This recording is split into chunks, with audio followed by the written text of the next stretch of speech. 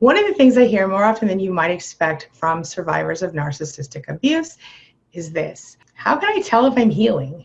How can I tell? How do you know when you're making it in recovery? How do you know that recovery is on the way? Well, that's what we're talking about today at queenbeing.com. Signs that you are making it, signs that you are in recovery and on your way to being completely healed. So let's get started.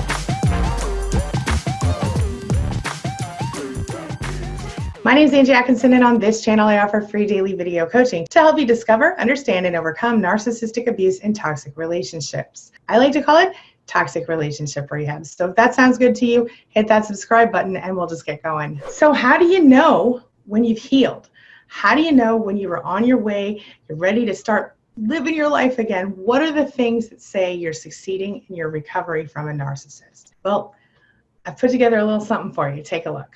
Number one, you've started to like yourself a little. And maybe you even respect yourself. And dare I say it, you even love yourself a little bit. You understand that you have value outside of being a narcissistic supply. And you have begun to develop standards for yourself and the people you associate with each day.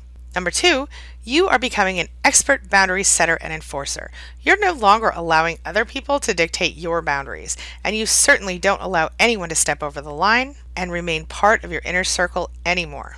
Now, you live your life for you, and you focus on what matters to you first.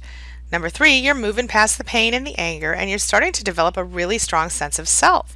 You know who you are, and you're embracing the real you.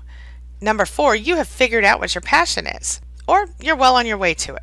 And you're starting to spend time doing something you love on a regular basis. Number five, you have released your anger and your sadness regarding the narcissist in your life, or at least you're ready to do it. You don't forget, but you do let go and keep in mind the lessons learned as you go forward. Number six, you have forgiven yourself, or at least you're ready to forgive yourself for being involved with the narcissist, or for not discovering that this person had NPD sooner, or for whatever it was that you consider to be your fault in the relationship. Number seven, you're learning to trust yourself and your intuition again. This is hard for survivors of narcissistic abuse because we're taught not to trust our own eyes, our own thoughts and beliefs during the process of gaslighting in our abuse. Number eight, you're starting to learn to trust people again, and also how to know who you can't trust. You're aware, but you're not paranoid when you meet someone new. Number nine, you're starting to find some kind of new level of understanding, or even some meaning in the experience. It's a silver lining, if you will. If you can't see it that way, you're at least willing to see that you're stronger than most people you know in real life. Certainly, you still wish it never happened, but you also see that you have become a more complete and better version of yourself during your healing. And how do you know if you're making it in life? Well, you know me, I got you covered. Take a look. First of all, I think one morning you wake up and you realize, oh my gosh, I didn't think about that person all day yesterday. I think you're healed when you notice that you're feeling happy more often than you're not. I think you're healed when you start thinking, maybe I want to date again, or maybe I want to go out and be social again. I think it's a process. I think healing is a process. I think you'll heal faster when you focus on what you want and not what you don't want, when you focus on what you can control and not what you can't. And in addition to healing, you'll also find that by living in that way, your whole life gets better from every angle. Also, I'm going to share with you something from a recent video. Take a look. We all know that being in a relationship with someone who displays extreme narcissistic behaviors, or someone who may have narcissistic personality disorder, can be at the very least toxic to our entire being. It definitely means you're going to experience some very unhealthy relationship behaviors, and that during the relationship, you might even be a part of those behaviors. But once you recognize what you're dealing with, the first step to getting past that relationship and all of the damage that came along with it is first to recognize that yes, they do have a personality disorder, and second, to realize that despite your desire to do so, you are unable to save them or change them. It is something that needs professional help, and it is not something that most narcissists will ever get, at least not in a way that's effective.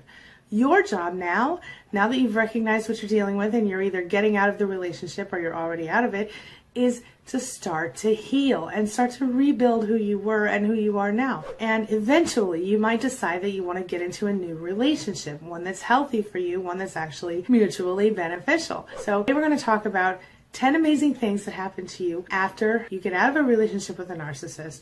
Some of these are related to you yourself, and some of them are related to the potential future relationship you might want to get into. So let's just jump right into it.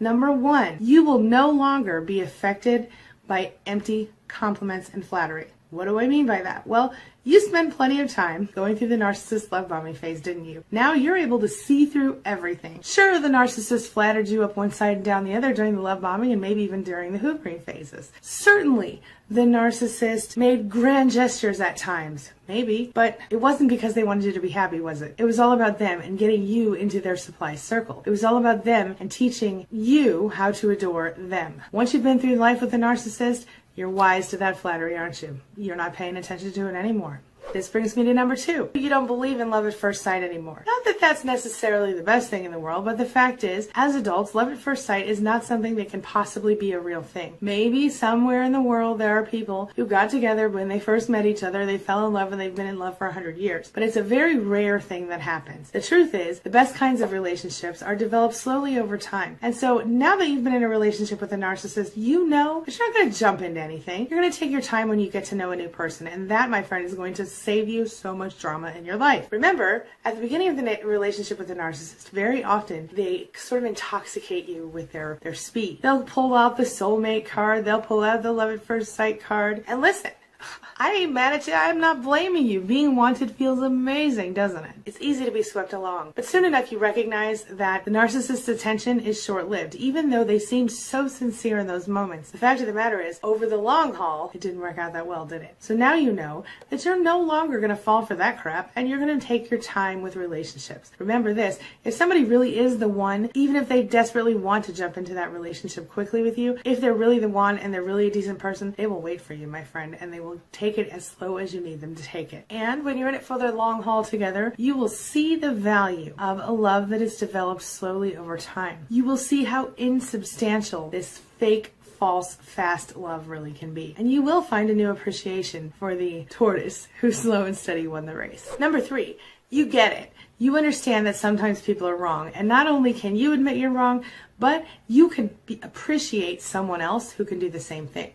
The fact of the matter is, the little childish games of, I need to always be right, that's a narcissist thing and that's unhealthy. A real relationship involves more than one person having opinions and thoughts and feelings in that relationship. Everyone's feelings are valued, and sometimes we're all wrong. And so when you can say, okay, I was wrong, it's healthy. If your partner can say, okay, I was wrong, it's healthy. And if you have this ability, you're going to have a much better time in future relationships. Not only is there more room for growth in these kinds of relationships, it also encourages you to date someone with whom you may have mutual maturity, because it does take maturity to admit mistakes. Number 4, you realize that life outside of your relationship must be maintained. You must maintain relationships with people other than the narcissist or other than the person you're dating. During the time you were with the narcissist, chances are you were isolated very quickly or maybe slowly over time. But by the time you are closer to the end of the relationship, or when the relationship finally does end, you might look around and see that all the people that you had with you when you started aren't there anymore. So how can you deal with that? Well, you recognize now, and this is another amazing thing that happens to you, the value of those external relationships, whether they're friend relationships or family relationships. You cannot put all of your eggs into one basket. So it's part of fulfilling your own needs. Having relationships outside of your primary person, having relationships outside of the person who is your spouse or your partner. And I don't mean sexual relationships, I mean platonic, healthy relationships.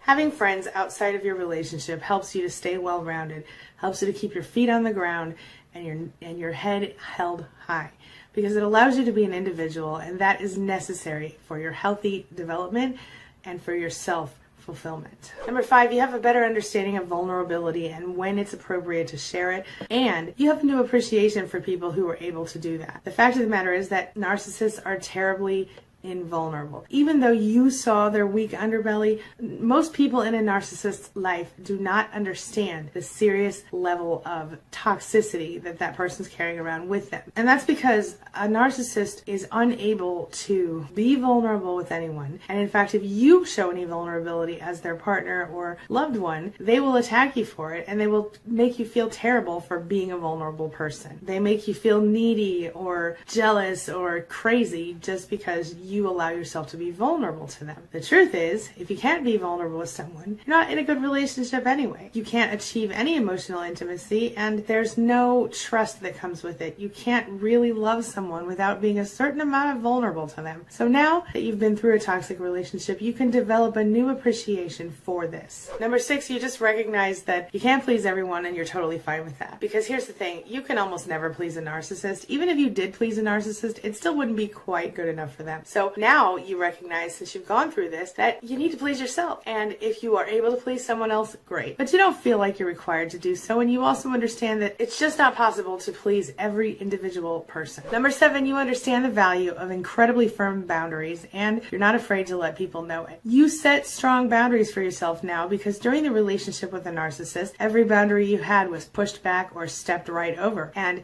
over time, not only do you learn how to respect your own boundaries more as you go through healing, but you learn how to respect the boundaries of other people. This makes you a more enjoyable person to be around, and it makes you a stronger person. So for example, if you were with a narcissist, the narcissist, let's say they decided that the way that you looked, it was important to their image.